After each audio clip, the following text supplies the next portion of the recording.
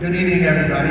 We'll get our meeting started. First, we'll do the Pledge of Allegiance and then a moment of silence.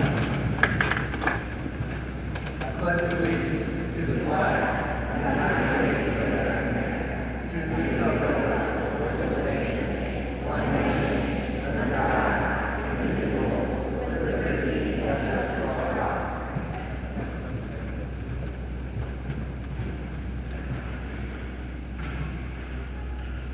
Okay, thank you.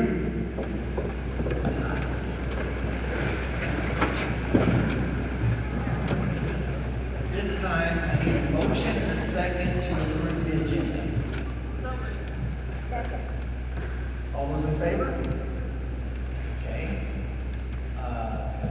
Now, at this time, I need a motion and a second to approve the minutes of the February 25th regular school board meeting. Second. All those in favor? Okay.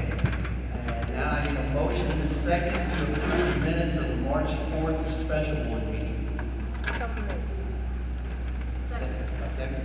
Okay, all those in favor? Okay. At this time, Dr. Gibbs will give our district update. All right, thanks, Corey. So we're going to do a little bit different. This is maybe my last chance to kind of be in an open forum and answer some questions that have been swirling around out there, and maybe debunk a few myths that have been put out about some of the propositions. So I'm going to start with that, and then I'll jump into my district report. So I had these slides for our recent mayoral candidate, Kenneth had to speak without them. So just want to present a few for people out there watching, wanting to find out more about this, or for those of you in the room. Proposition F really boils down to facilities, resources, and safety. Between the three dots there's going to list every project that we'll be working on as part of this proposition. And so I really boil it down to those three words, and I won't go through all of those, but I'm going to touch on safety tonight just one last time. And Proposition S, I really boil down to our people and the programs that make our school so great. So you can see the keywords that I've underlined that will show up in the proposition when you go in to vote on April 8th, or if you vote earlier than that, that's also an option. And so moving on to just looking at the difference between the two, we've emphasized this. I'll do it again. Proposition F is about the bond. It's 90 cents. It's a 7-year extension, contrary to what other people have said. We're out to 2039 at this point. It goes out to 2045. And then it allows us to issue bonds to cover those major projects that we are going to tackle with this. And the opposite side in gray there is the levy.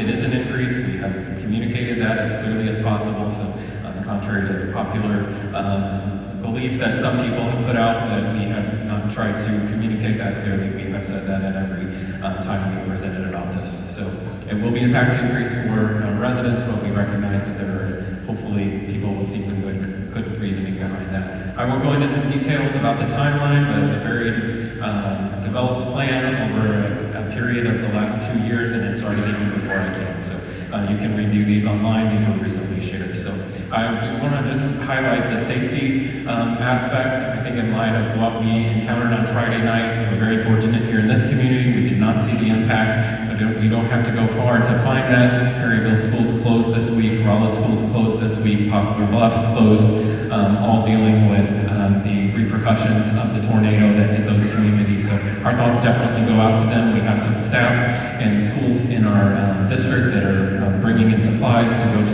to these communities that have been impacted. So it really sheds light on our goal to get those storm shelters in place, covering 2 more campuses, taking us from 3 campuses covered to 5. And you can see my stats there that I shared at the candidates forum. Additional 47.4% of our student population would be in safe buildings with storm shelters. That takes us from 25.7% to 73% of the student population covered if should we have face a weather event during the school day, and our goal is to eventually add those other campuses on as well. So I just wanted to highlight that as in light of what we encountered. And so Proposition S, as I said, it's about people and programs. Are you keeping up with me, Corey? Because I'm not clicking. So I just realized that when I'm advancing, it's not advancing there, but he's staying up with me. So I want to focus on our educators. That covers so many things. our teachers, our counselors, our instructional coaches. We've had a lot of new teachers, so that instructional coach support is so important to them. We do all of our own occupational therapy, physical therapy. Our SPED services are so robust here. We still have students learning virtually, so people don't realize all the things we're offering through those dedicated educators, all the way from birth with our parents, educators, through our college instructors that are teaching students right here on campus. We do that with a higher ratio. You can look at our state report card on DESE, 20-to-1, where the state average is 16-to-1, and a lot of those staff earning advanced degrees, so we're wanting to recognize that. And one thing that's been really kind of hard through this process is to hear some of the criticism of our administration team, but when you tackle something like this, you know you're going to peel back some layers, and you're going to hear things from people, and so you kind of have to take it with a grain of salt, but nevertheless, that stings a little bit because we have outstanding leaders that are here at every board meeting representing their schools. They deal with such complex issues. I can't say enough about how they safeguard and make sure they protect instructional time and our teachers in our classroom. I'm sure the teachers here would attest to that, of what a difference they make. Having strong leadership, it's proven to make a difference in schools and move the needle for schools. So anybody who wants to make that as a criticism, I encourage them to sign up for Black Knight Insight and follow our administrators around and see what they're tackling, all the litigation that we're trying to get ahead of, all of the student needs we're trying to meet, and the services put in place, and we do that with a higher ratio than the state average as well. I can't forget about our support staff. Shout out to them that we do every operation here in the district internally. We don't contract anything out, where other districts may contract out busing or food service. We do it all, and 8 campuses serving 3,700 meals a day between breakfast and lunch. Bus drivers, just for routes alone, cover 2,000 miles daily, and then that doesn't include all of the activity trips that go all over the state and even beyond. And 7 maintenance team members covering 8 campuses and 18 buildings. That's a tall order, but they do it. Our custodial crews right out in the buildings right now, making sure they're ready to go for school tomorrow. We have 9 skilled nurses, very diverse needs they're trying to attend to. We can't forget our paraprofessionals and the aggressive behaviors they're dealing with in our schools as kids need the attention from them, and then sometimes dealing with toilet training, diapering, those kind of issues. Our social workers that are pouring into our families and helping us address the drug epidemic in our community. Our administrative assistants on the front line, and I know I'm forgetting someone, but I just want to highlight all of those people because somebody's said to me,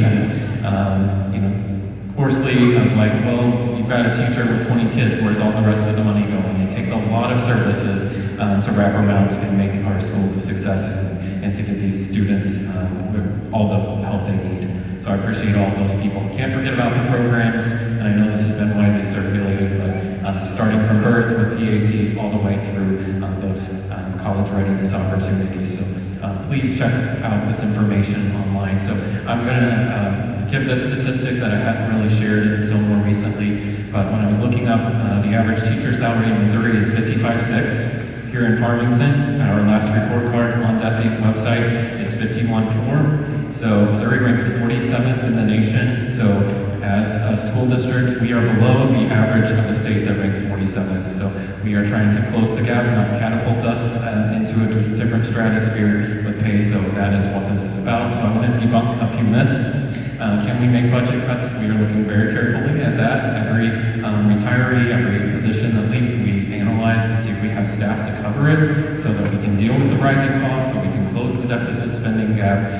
That is my commitment, as I've communicated about this, but we cannot make the needed cuts to close the pay gap. So that is something that people have circulated that is not true. And then where did the higher reassessments go? We've had that question, so I wanted to talk through that just briefly. Back in 2019, we did see a higher assessment in this part of the county.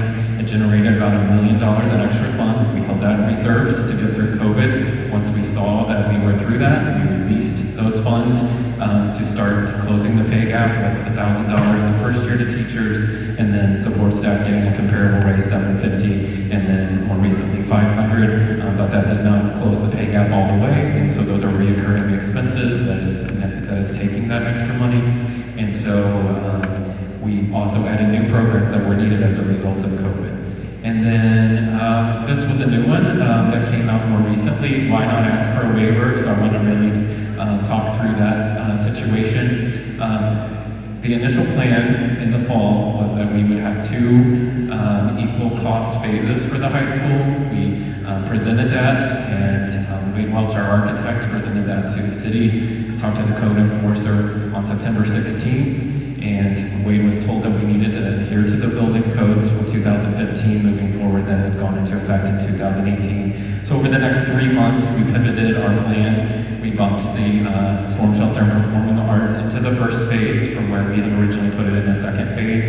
And then I met with Greg Weavers on December 14th, went over that extensively, talked about the code compliance, rationale for the storm shelter and how we had changed our plan as a result of that initial contact in September. So saying that we had a 100% chance of getting a waiver, not sure where that information came from, but just wanted to talk through that information because I did not get a chance to respond to that. We were given no indication in those 2 encounters that we could pursue a waiver, and since has talked to city council members because they were the only ones who could grant that, and that would put a lot of liability on the city, liability on us, so bypassing that code compliance is not really something that anybody would want to pursue, and especially in light of what schools all around us went through in the last week. I don't think that that is something that Farmington wants to be known for, especially when Potosi or Acadia Valley have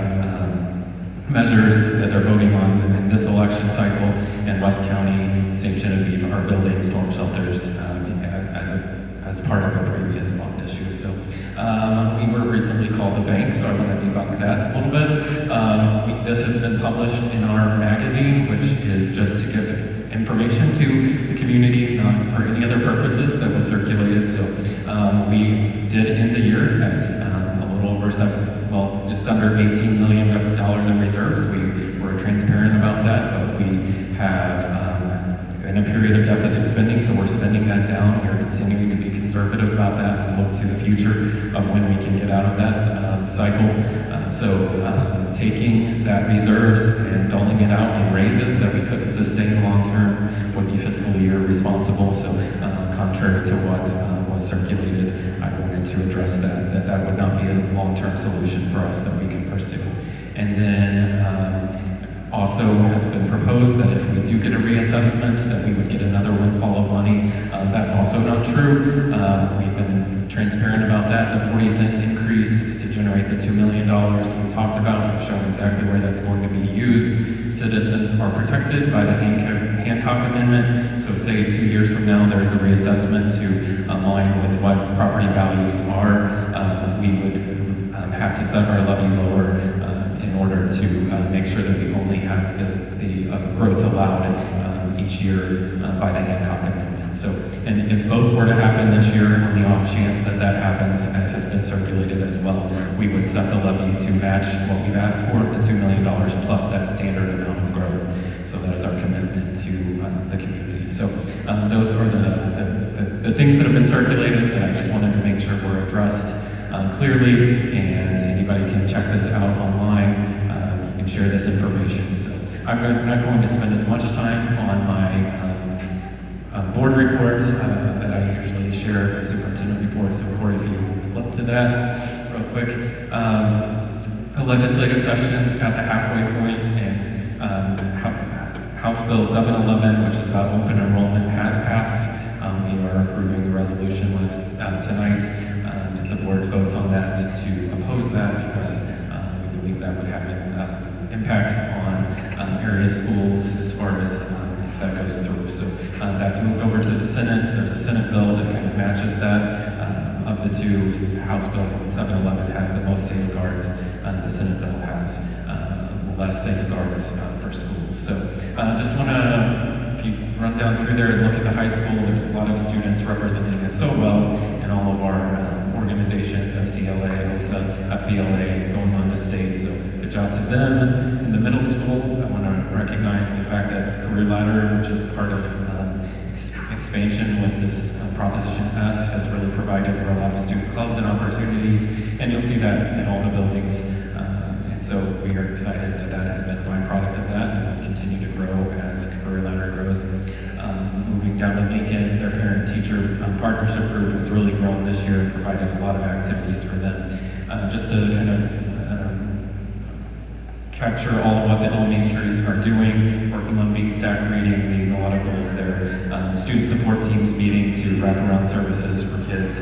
Various parent events are going on.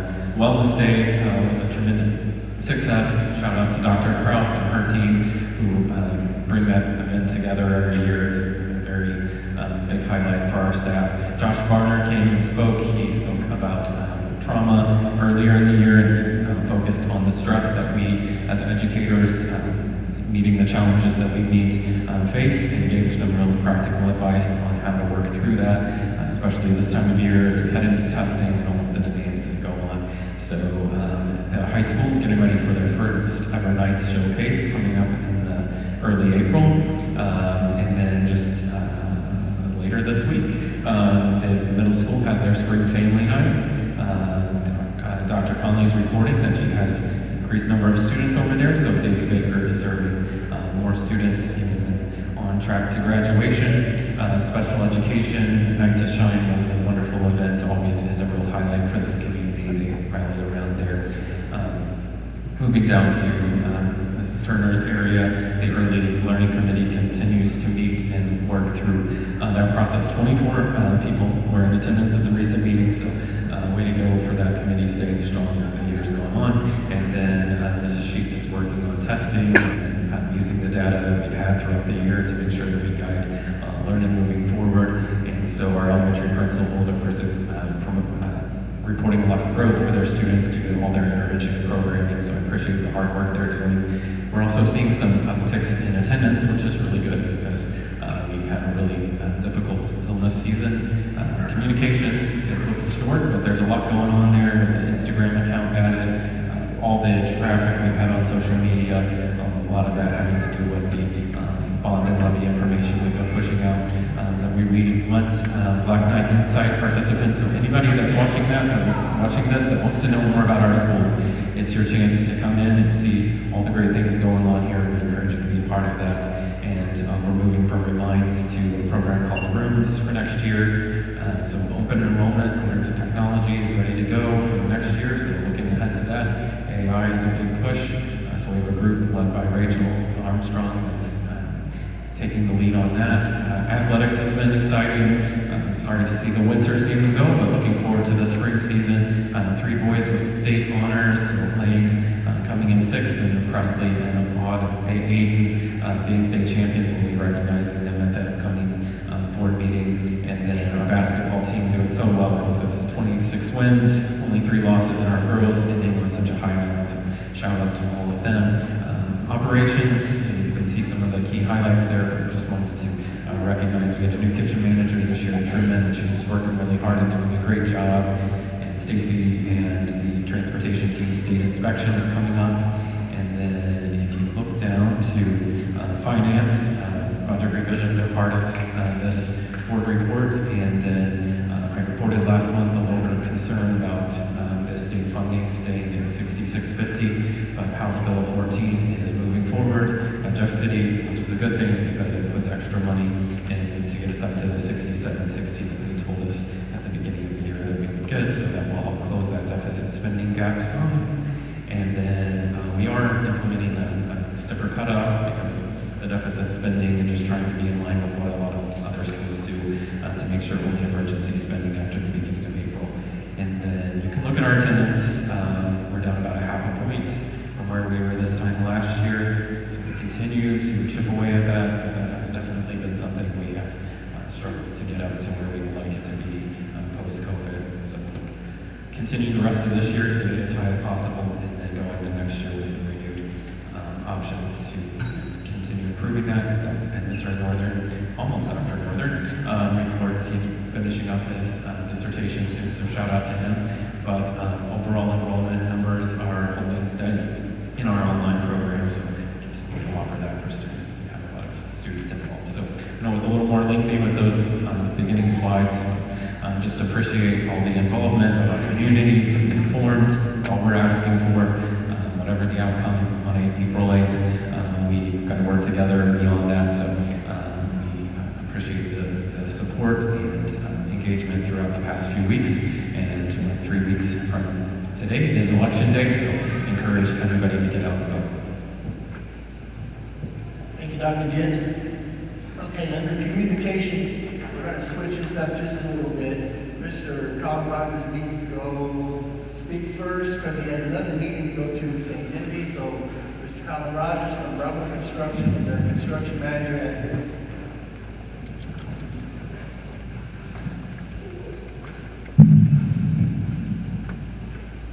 Thank you all for having me. Colin Rogers, Bravo Construction. Earlier in the year, you guys hired us as your construction manager at risk for the 2025 bond issue. And I thought today would be a good time to re-familiarize you guys with that process. So for the public sector, CMAR is basically negotiated general contract. And it really streamlines the process. We found that projects are more successful.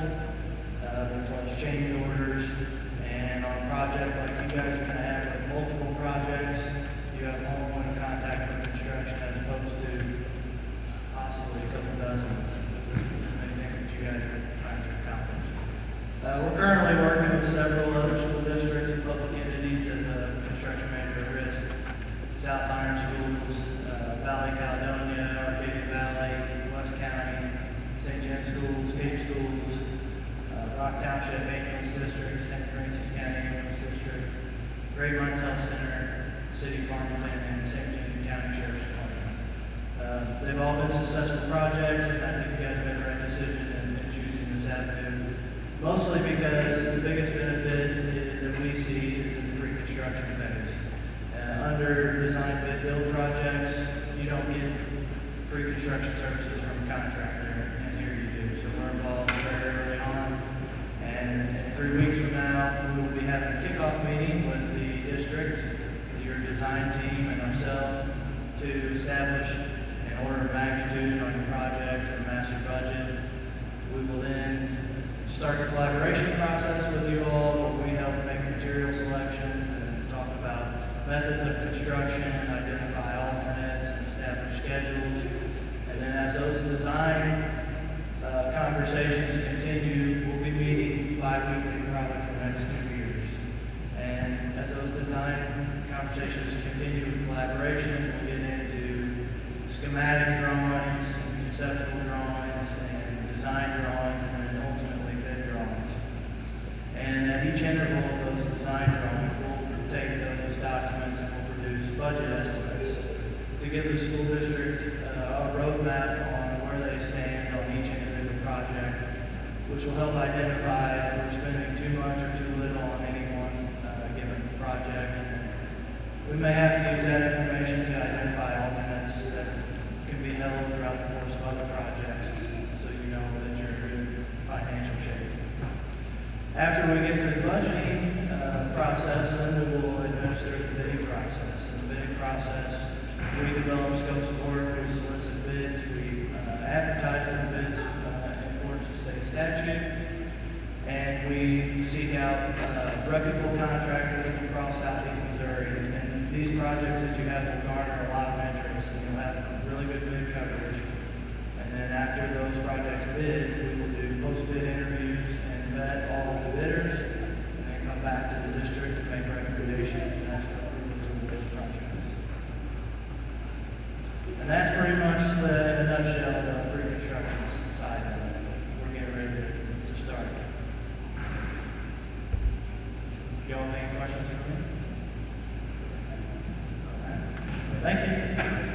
Thank you, Mr. Rogers. Okay, now, this is what everybody's waiting for. Student voices for Jefferson Elementary. Student ambassadors will be introduced by Ms. Brooke Roswell and Ms. Kelly Hoytzer. All right.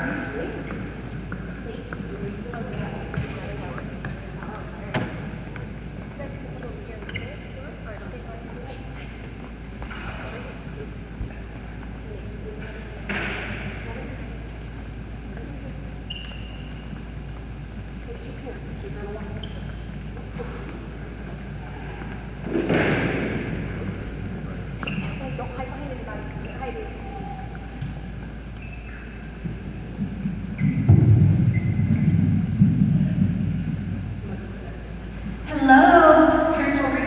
to get pictures. Everybody look at your parents.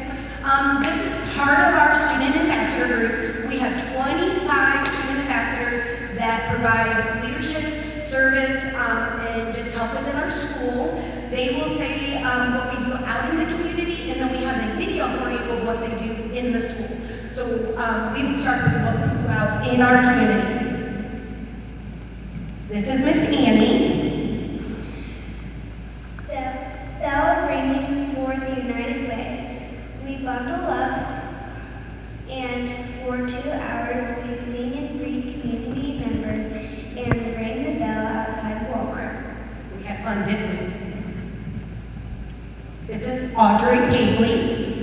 Book fair. We provide our service to the school by helping first and second graders fill out the book list. We worked at our family night by cooking and serving popcorn, having parents fill out the raffle tickets, and helping share out the books.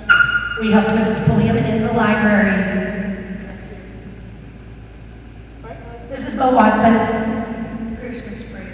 We had a blast making memories, decorating our float for the Christmas break, but the best part was walking in the parade and seeing our community cheer for us. That was pretty fun.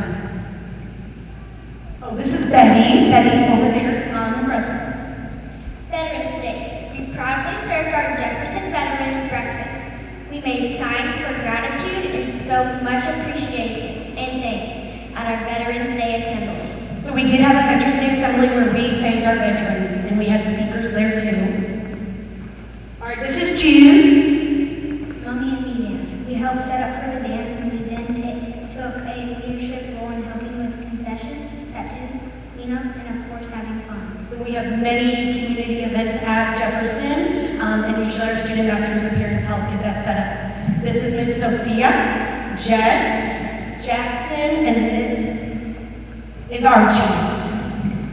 McDonald's night. We helped wipe tables off, asked to take any trash that needs to be thrown away, deliver food, and greet people in our community. And just to let you know, tomorrow night from 4 to 8 is Jefferson Big Teachers Night. You can come join us. I'm just selling that. Okay, we have Arlo, Addison, Bria, and then Mrs. Boswell, Mrs. Pulliam, Mrs. Sullivan, all help with this community, or with this group that we work with. So if we'd like to get the video set up, we can show you what we actually do within our school. You guys would like to turn the seat? Final project.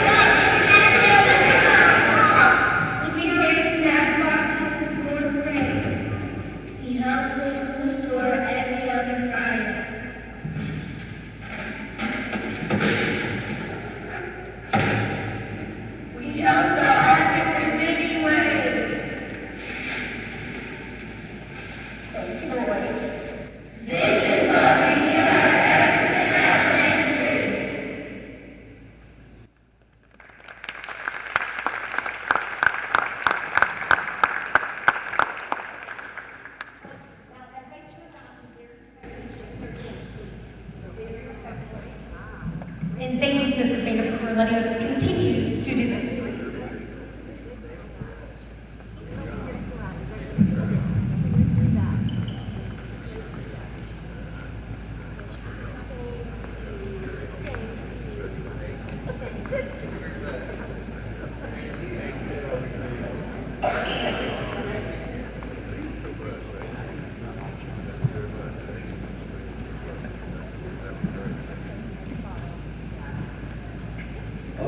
this time we will recognize our Heartland hero and featured teacher from Jefferson Elementary, Miss Crystal Van Dyver and Miss Jennifer Mentor. All right. Jen Morrison, will you please join me on the stage? Yeah, you can bring your family, the more the merrier. So this is a tough act to follow with those cute kids, but the Heartland hero that I'm getting ready to introduce is very special to our building, and a lot of the same things that our student ambassadors talked about, she has also been a part of. So it is with great pride and gratitude that I stand before you today to recognize someone who is truly special. A person whose unwavering dedication and selfless service has made a significant impact on our school community.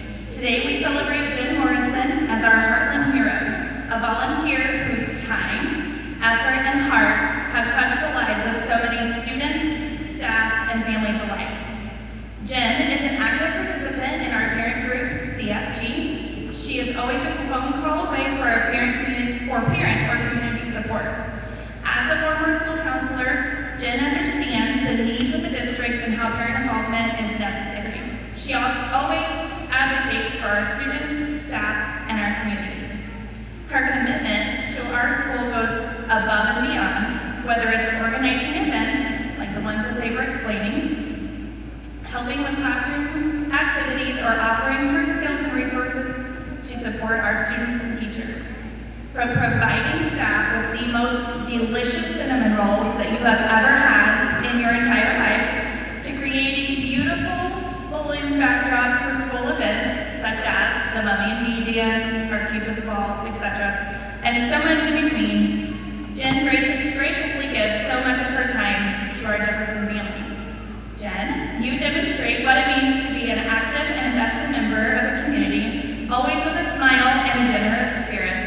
Your kindness, patience, and care create an environment where everyone feels valued and supported. Your energy and positivity are contagious, and your presence has brought so much joy to our school. So on behalf of the entire staff, students, and families at Jefferson Elementary, I want to thank you, Jen Morrison, for everything you have done and will continue to do for us. You truly embody the spirit of community and the essence of what it means to be a Heartland hero. We are so grateful for you.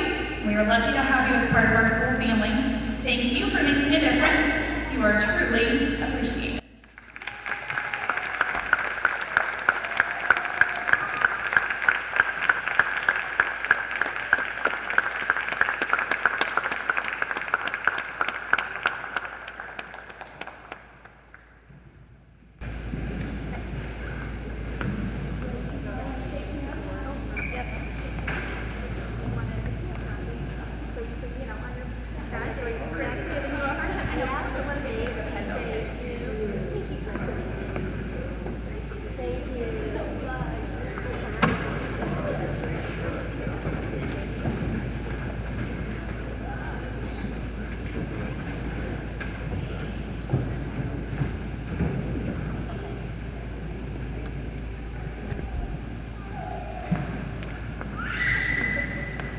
At this time, we're going to recognize Jefferson's Teacher of the Year. Okay, Amanda Conaway, come on down.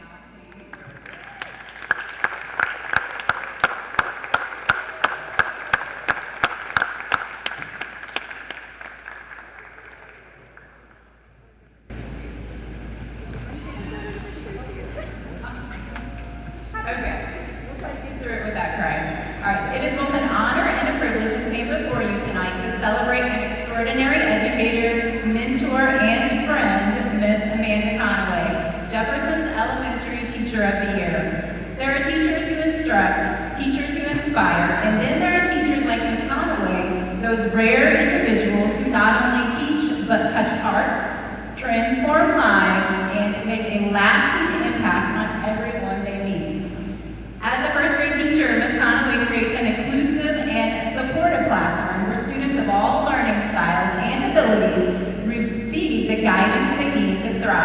when I say she supports them, I mean she changes the world. She has an incredible ability to meet each child exactly where they are, making them feel safe, valued, and capable. Her colleagues often call her the child whisperer. That's very true. A title that couldn't be more fitting. She has an uncanny ability to understand a child's emotions and struggles before they even put them into words. When a student is having a tough day, she knows just what to say, just how to comfort them, and just how to redirect their energy into something positive. In her classroom, no challenge is too great, and no child is left behind. Her students absolutely love her. To them, she is not just a teacher, but a role model, a cheerleader, a source of unwavering support. Every day, she fosters an environment where learning is exciting, and where mistakes are seen as opportunities, and where every student believes in their own potential because Ms. Conaway is the first to believe in them. But her impact does not stop at the classroom door. She is a pillar of collaboration, contributing her expertise, her compassion, dedication to various committees and teams. Her colleagues know they can count on her for guidance, encouragement, and an empathetic ear. As one team member put it, Amanda truly has a heart of gold. She puts her whole heart into everything she does for her students and for her team. And another said, no matter the challenge, she faces it with determination and grace, never hesitating to go that extra mile. Ms. Conaway, your dedication, your kindness, your passion make our school a better place. You inspire us all to be patient, more compassionate, more determined to bring out the best in every single student. On behalf of our students and our staff and our entire community, we thank you for being that beacon of light and a love of education. But before that, there is a video for you. Corey.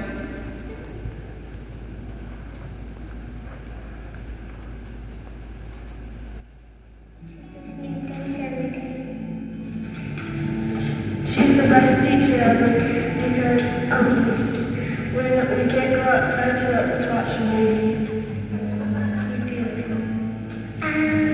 She's the best teacher because she's nice. The best teacher in the world because she's kind. Let us have a good recess if we complete the challenge. The best teacher I've had in a long time. Miss Conway is the best teacher because she's just the best teacher ever. Thank you so much. She helps us to meet back. She's the best and I love her so much. She helps us learn and I love learning. You're the best teacher ever. Love you.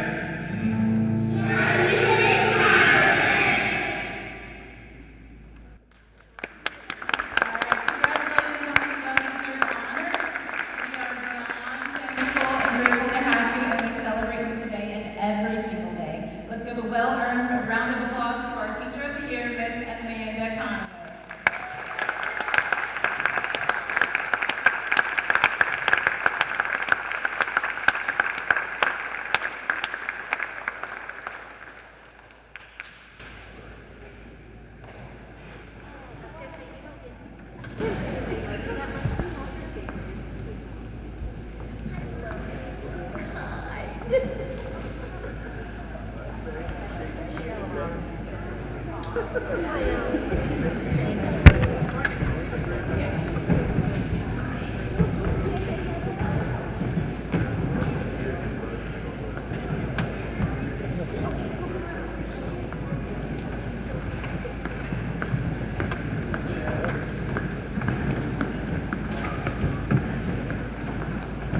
Okay, at this time, information, you have your monthly financial report, and we'll have a short presentation by Dr. Krause on the CSEC review.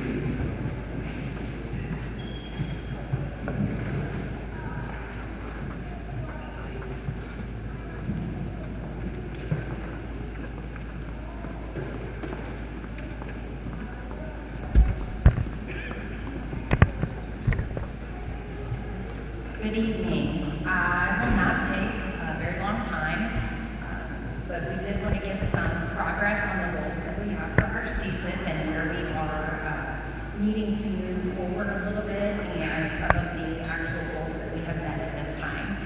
I have had Mr. Smith-Corey pull up the CSIP so that you can recognize the front page of it. It is about 27 to 30 pages long. Clearly, we will not be going through that this evening.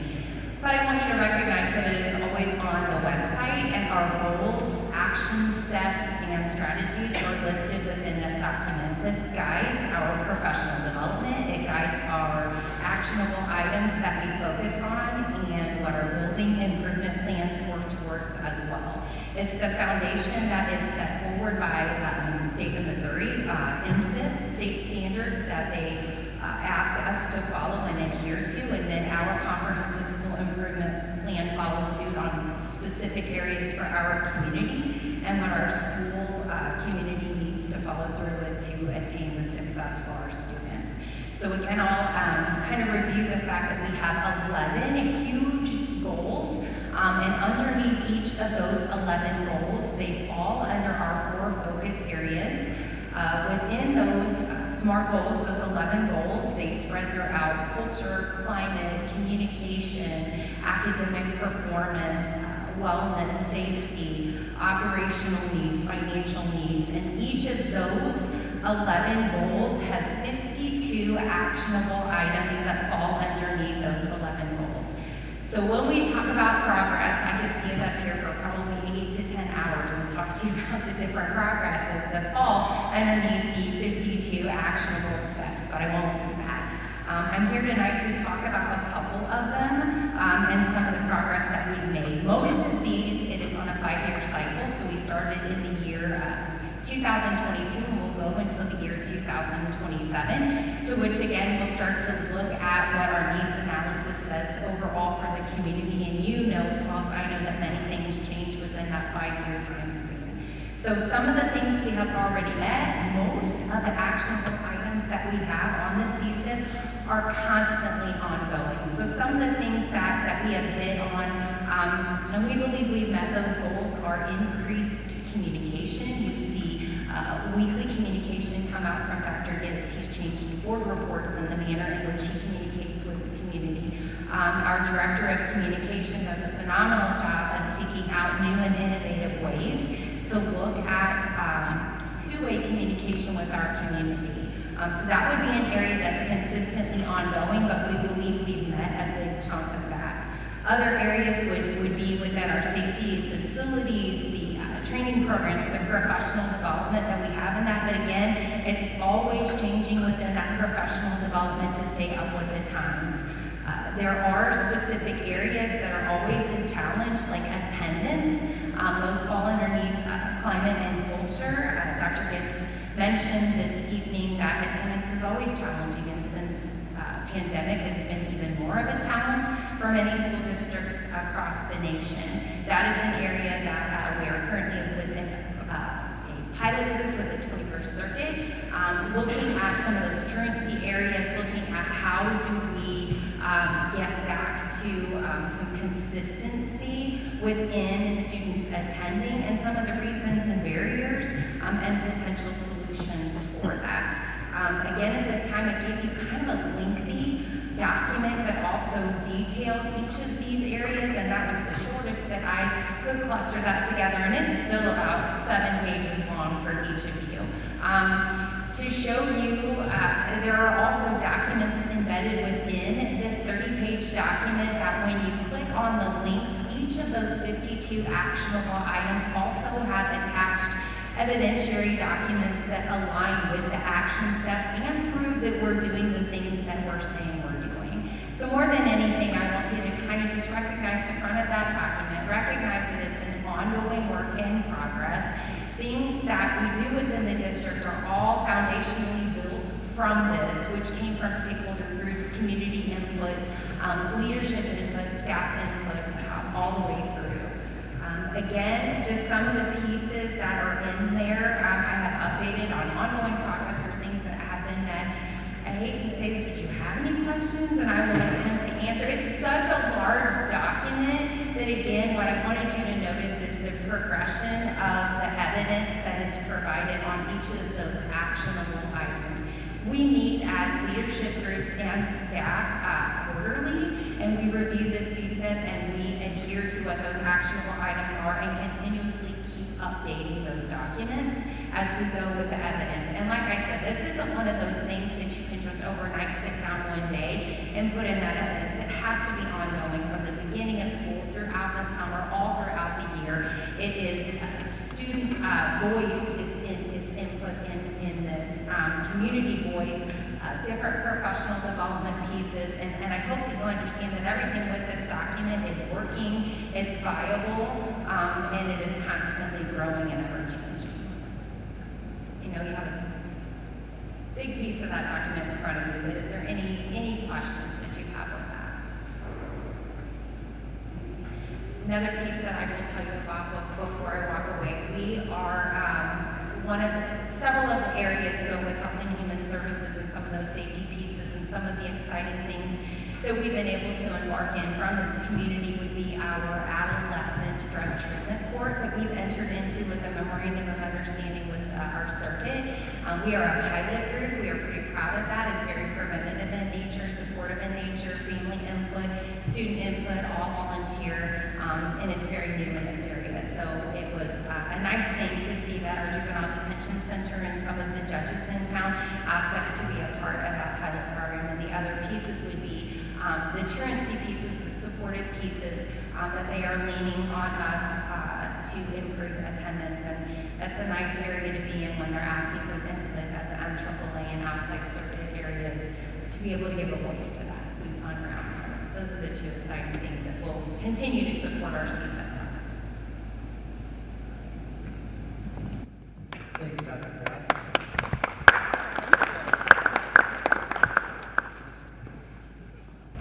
Okay, at this time, if we don't have any discussions on the consent agenda, I need a motion and a second to approve the consent agenda.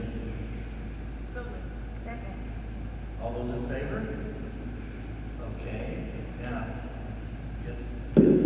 Right, this is not on his scripts, but I failed to say it earlier, but it's School Board Appreciation Month, and you have 5 of the 7 excellent school board members up here. Howard and Kurt couldn't be here tonight, but all between them, Amanda totaled it up for me yesterday, and I put it in my update to the staff. They have 90 years of experience. That's pretty remarkable. I think you would have to go far before you could find a board with that much experience, dedication to this community.